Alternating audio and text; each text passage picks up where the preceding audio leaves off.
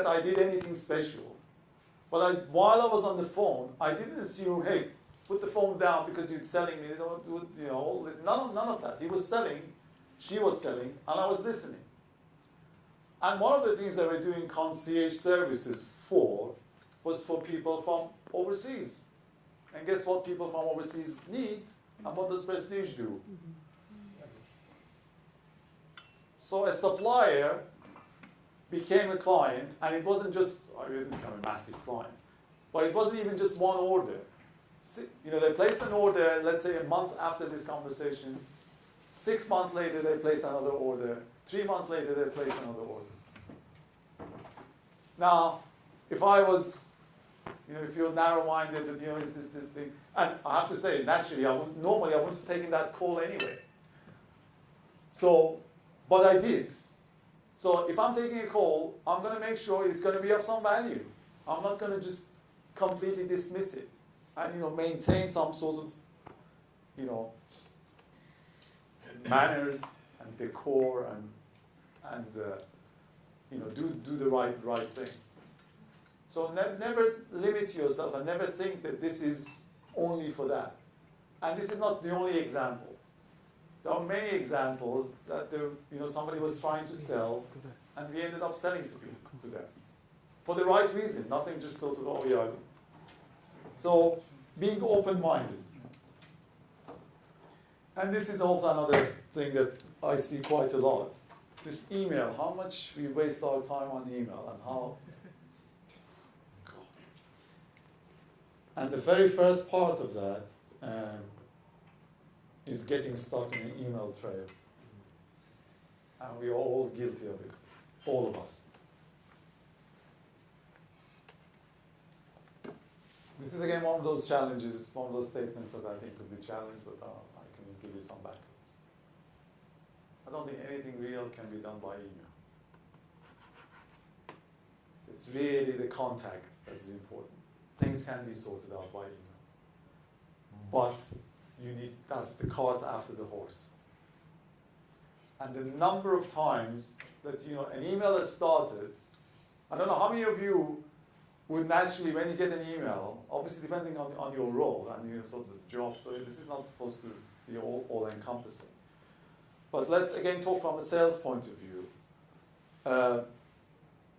You're always looking for an excuse to talk to the client.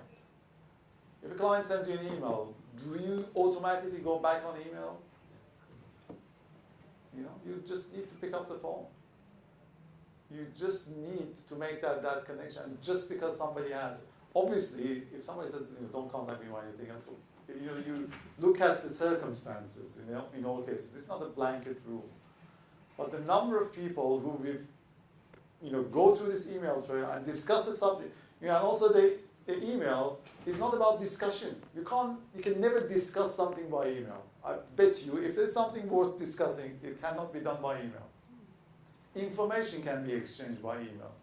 Discussion about a subject. And if you do it, you're wasting your time. You might get it, you might start one email, it sends to 10 people, come back, and so forth. At the end of the day, you've got 20 emails, and you reach the conclusion. But what a waste of time.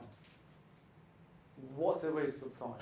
And I've seen this at different levels. And automatically the natural reaction is if you receive an email, the main thing, chum. Okay, sometimes that is the case.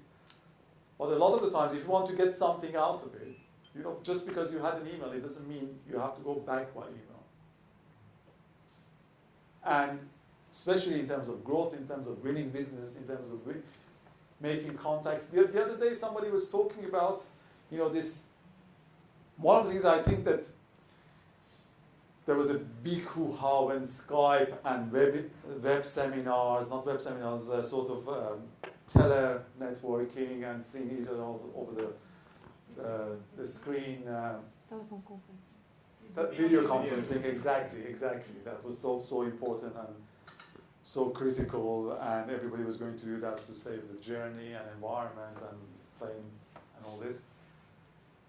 And for those of you who've done video conferencing or Skype, it does something, but it doesn't replace the real thing.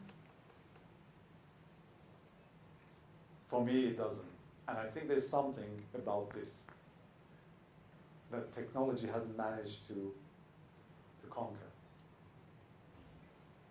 So there is something subliminal. There is something that happens beyond what we can call tangible.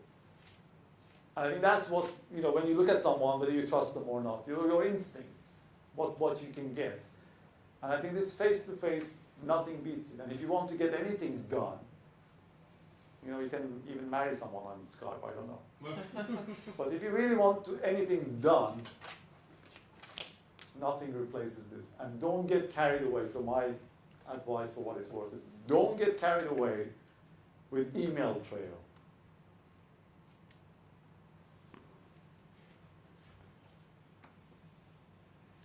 Do what you promise, obviously.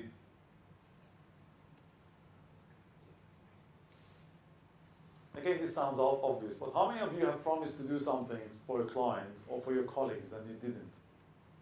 Or didn't do it the time that you said you would do it? I know some of you, actually in this room, I've experienced it with some of you guys. And, of course, the old adage in sales that promise less and achieve more, where that comes from. And one of the things of not forgetting is having a notepad or a book always with you so that you never forget anything. The minute something comes to your mind, you do it. Actioning the actionable there and then. Sometimes I think people want to make themselves look busy, that they've got so many things to do and so many emails and so many, the in-trays are always full. You're not being efficient. You don't need to create a job for yourself. I'll talk about the job for yourself in a minute, I think. And this loose ends, my God. You talk to someone and you don't know whether they're coming, they're not coming. They're giving, they're not giving. Where you are with them. Just this loose ends. Either yes or no. Don't be shy of saying no to people. There's nothing wrong with that. I know it's not British culture to sort of always just say it. Because you sort of feel much better. And getting things done, how far would you go to get things done?